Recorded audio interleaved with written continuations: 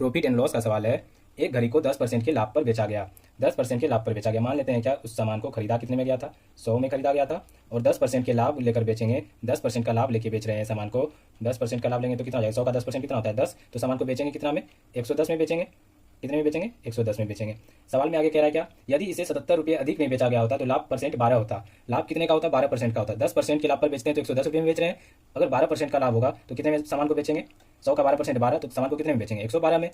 यहाँ पे कह रहा है कि 77 रुपये अधिक में बेचा गया, लेकिन यहाँ पे कितने अधिक में बेचा जा रहा है, अगर 12% में बेचते हैं तो 2, कितने में, 2 यूनिट अधिक में बेचा जाता है। तो 2 यूनिट का वैल्यू कितना हो गया, 77। सवाल में कह रहा है 77 अधिक में, तो 2 यूनिट का वैल्यू कितना हो गया, 77। 1 यूनिट का वैल्यू कितना हो जाएगा, 77/2 हो जाएगा। सवाल में पूछा गया क्या, घड़ी का क्रय मूल्य क्या है, तो घड़ी का क्रय मूल्य कितना माने थे, 100। 1 यूनिट का वैल्यू 77/2, 100 यूनिट का वैल्यू कितना हो जाएगा, 77/2 गुना कितना हो जाएगा, 100 हो जाएगा। अब यहाँ से 2 से इसको कटाते हैं तो 50 बार में कट जाएगा। 77 गुना 50 करते हैं तो कितना हो जाता है, 3850। यानी कॉस्ट प्राइस कितना आ गया, 3850 रुपया। ये हमारा सही आंसर हो जाएगा। ऐसे ही महत्वपूर्ण सवालों के जवाब जाने के लिए हमारे चैनल को सब्सक्राइब जरूर करें।